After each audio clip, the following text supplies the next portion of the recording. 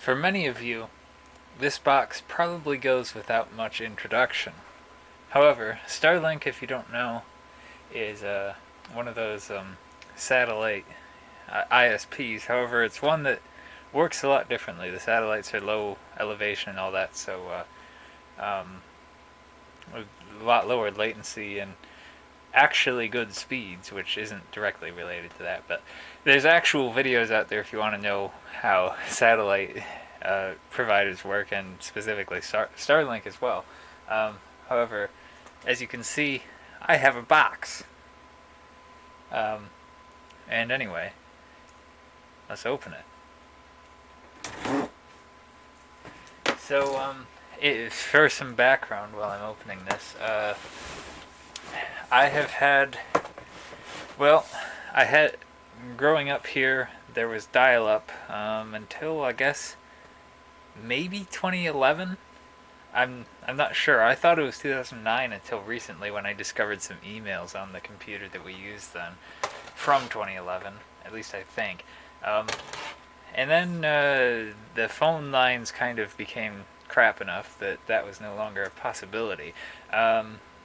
So I think for a year or two we didn't have internet, but then at some point we wound up receiving a Windows 7 netbook that had a 3G modem built into it, and that was pretty good for the time. I mean, it was a netbook, but it was kind of a netbook friendly time, you know.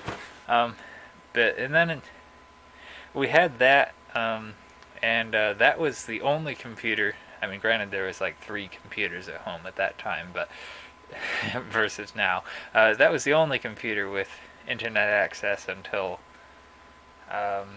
maybe 2015, and then we got Exceed. I think they had just finished being Wild Blue. They just finished trashing the Wild Blue name at that point, and now they're ViaSat, which, as far as I know, has always been the parent. Well, maybe not the parent company, but the satellite provider company. I don't know if they were owned or anything. But anyway, this February 9th, 2022, as long as everything goes to plan, will be the start of Starlink here.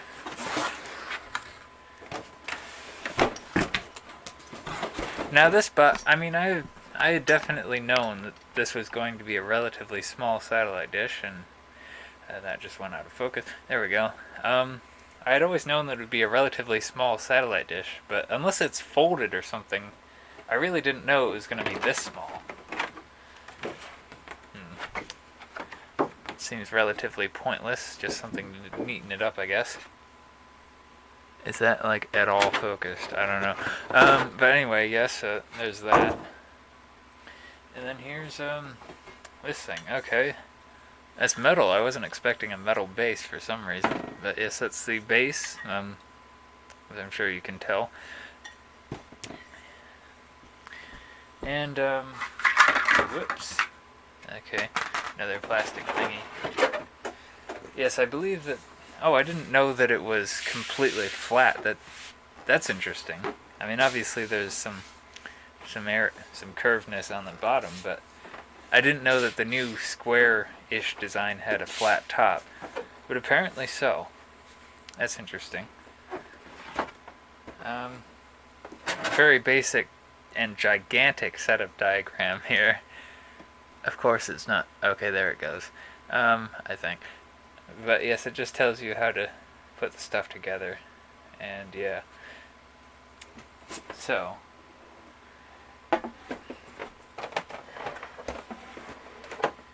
It's quite a bit more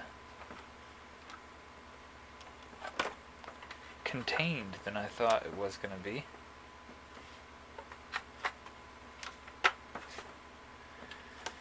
One thing that I'm not sure of currently is Ethernet, because I was under the impression that there was Ethernet on this somewhere.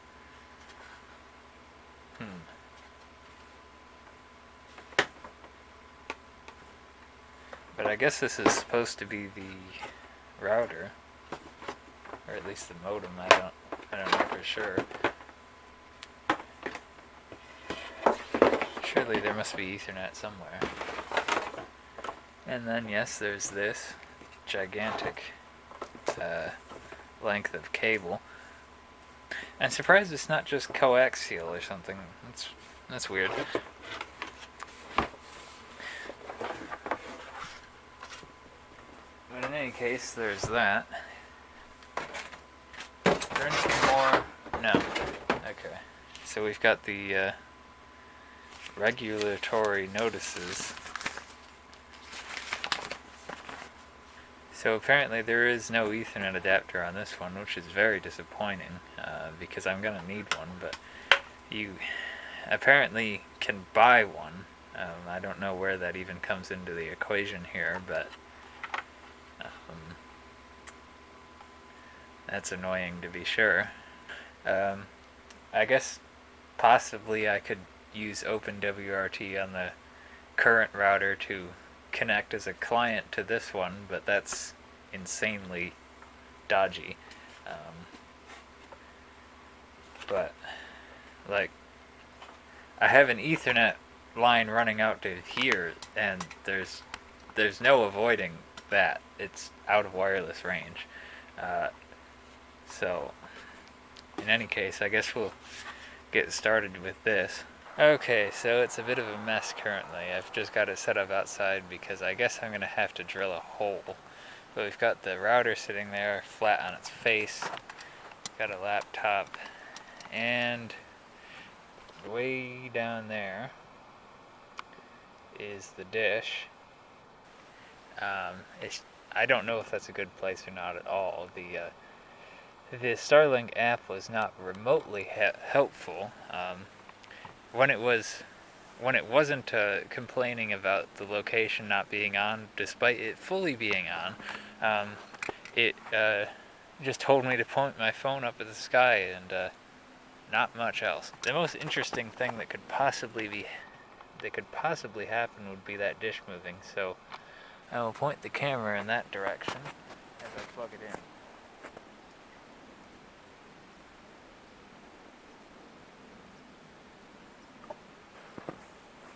Okay, we've got a very small light on the bottom of the Starlink unit.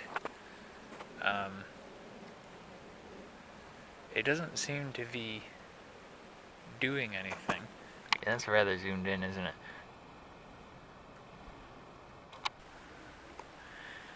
So we have this elusive other network here.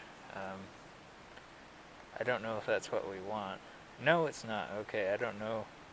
That's probably Starlink as well, but we of course have Starlink. Potentially might be slightly easier to do stuff like this. So I'm going to connect to the network here. I don't know if you can even configure it using a laptop, but I intend to find out because that app has been almost completely non-functional on my phone thus far. Okay, so that's a good sign though, if it's being like, we need to set this up. Okay. Let's skip that for now because the current network has the settings of what I want. Oh hey, the dish is now pointing straight up. It wants to take me to starlink.com/welcome, but it's not actually like doing anything.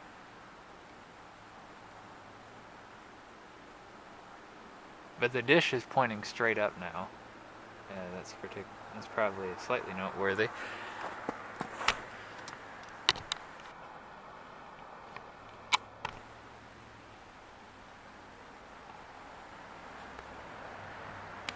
So it would seem that my suspicion was more or less correct that those trees to the south are not going to be a problem. It's in fact pointing, I think, very slightly northward. I don't know what I'll do in terms of permanently mounting it, but it seems like it'll be pretty flexible. It keeps trying to take me there, but I think it's expecting something that already has its own connection to the internet. So I guess I'll have to do it on my phone. This is going to be great. Okay, so we've got the Starlink app here. Very reflective phone screen. Okay, so we're not going to check for obstructions because that doesn't work on my phone for some reason. But yes, start setup. It is plugged in. Okay. Okay, so Starlink. And it's spinning. Okay. Okay.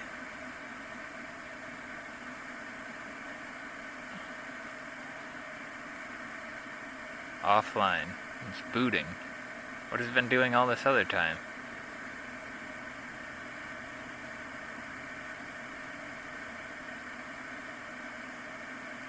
Unknown device. Bypass Starlink Wi-Fi router. Okay, I didn't know that that was actually a setting, but okay, so maybe we're not done for, because then I can just use my normal network configuration. Well, once I get an Ethernet adapter, I guess. It says it's booting. I don't know how long it's supposed to take to boot, but it's taking its sweet time.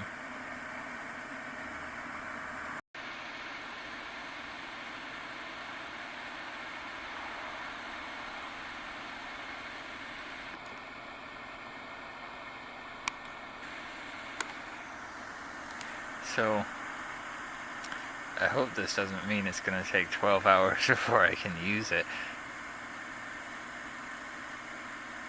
But I guess it looks like I'll be showing you what happens. It just gives me this circle and it doesn't tell me anything. Whoa! Falling over. Oh dear. I couldn't quite get the camera on fast enough, but it has a mind of its own, but it says it's online now. So that's something, isn't it? That deer doesn't seem to mind me too much. And, yes. Strangely to the order page, but let's just see if we can get anywhere else on the inner tubes. Let's visit that bookmark. Yep. There's a cat. But in any case, I'm back over by the router, which strangely I thought those things on the front would light up or something, but they don't. In any case, here, let's try a speed test. I believe I did a speed test earlier today on the old one, and that was 19 megabits per second down, which is completely absurd for my internet. Something fishy's going on there, and like 2 something up. However, it seems that we've somehow lost internet privileges once again. It was literally just working. So that's frustrating. And now it says it's back. So let's try again. No, apparently.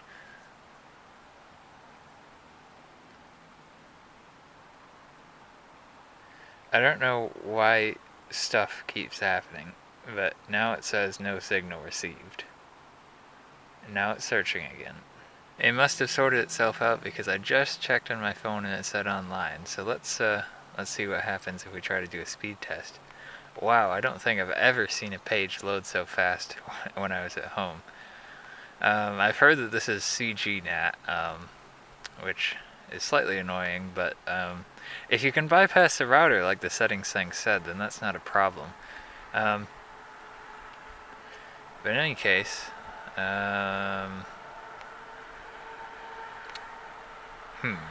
okay, there it goes.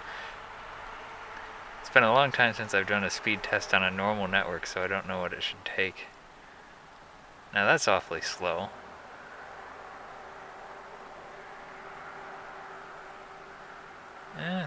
Okay.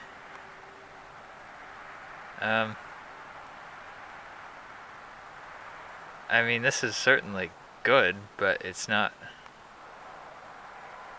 it's not what it's supposed to be, and now the dish has just pointed itself towards the house, so it probably just stopped working. I don't know what's going on with it, but, and you probably can't even see it that well, but it's just pointed itself towards the house after being straight up right for a while, and I really couldn't tell you what it's thinking. So you can see here that this is the web interface for the Starlink thing. Coincidentally, the same IP address as the ViaSat modem, but in any case, you can see the uptime has kind of become slightly more sane as time has went on, but I'm thinking I probably do need to move the dish a bit more, because last I looked it was pointed directly towards the house, which isn't exactly great. But it does indeed mostly work.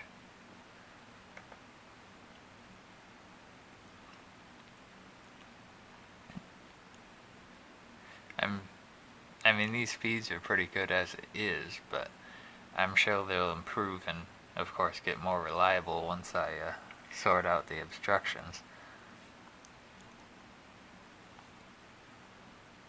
But yes, 146 download. I think that's the fastest I've seen so far, and that's the slowest upload I've seen so far. So that's funny.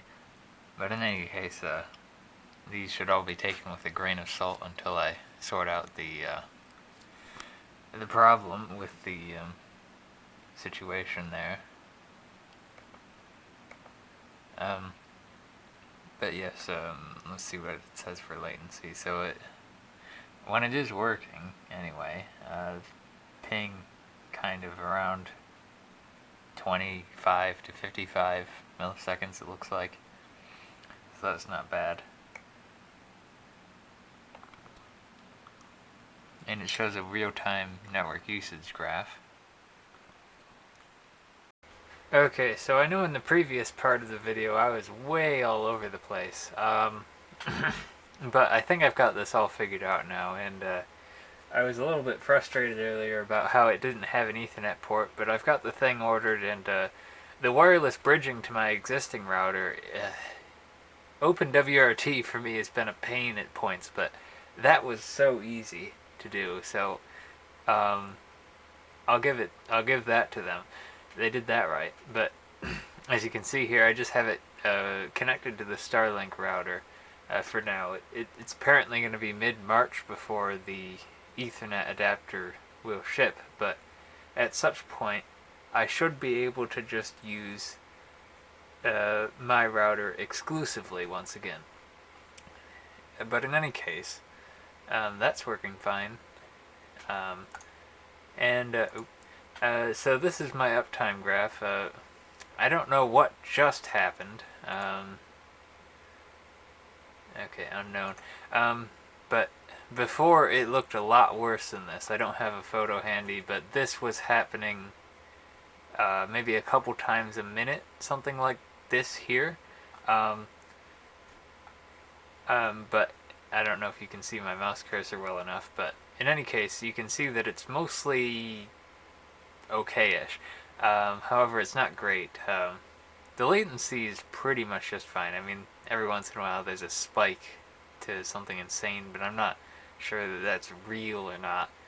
But it's been hovering around in the 30s a lot, so I think that's quite good. You can see not much is going on the network. I do believe I'm the only one still awake. And if my mother is, she's playing Free Cell, I'm pretty sure. But you can see that this isn't ideal. I found this picture on the internet of someone else's graph, and well, I can't expect a carbon copy of it per se, but this shouldn't be happening, I don't think, these deep spikes. But in any case, the reason that this is because the Starlink is on the south side of the house, and it wants to point north. I'm not sure how I'm going to resolve this. It's definitely most convenient to have the thing on the south side of the house. But I could see if I could work something out for the north side. But I wasn't really expecting it to want to point north, but it did indeed do so. And I don't think, yeah, because these all say unknown so far, I guess it probably still isn't sure about the obstructions, because if you go to the visibility thing, it says it's still collecting data on obstructions, takes about 12 hours. However, when incidents do occur, you will see it says obstructed here. But in any case, let's go back there. I guess there's a speed button on there. I'll let this thing do the speed test. I found it to be pretty at par with what websites will do.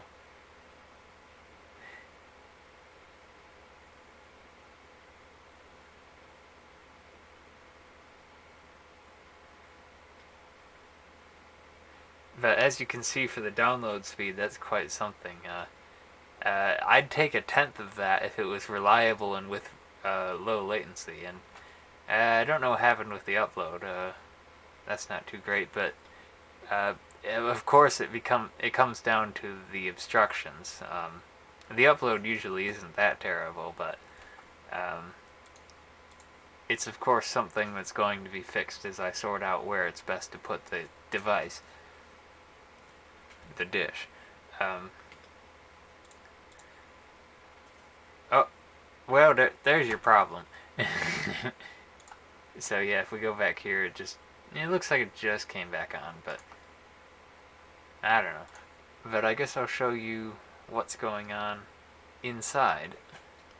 I guess before we go inside, we'll take a very fast tour of the network out here. So there's this Netgear R6220, I think you can see, might be able to see, that it was bought from a thrift store for $6. Used to be the twin of what was inside. However, this no longer is actually in charge of that much other than being an access point and somewhat network switch.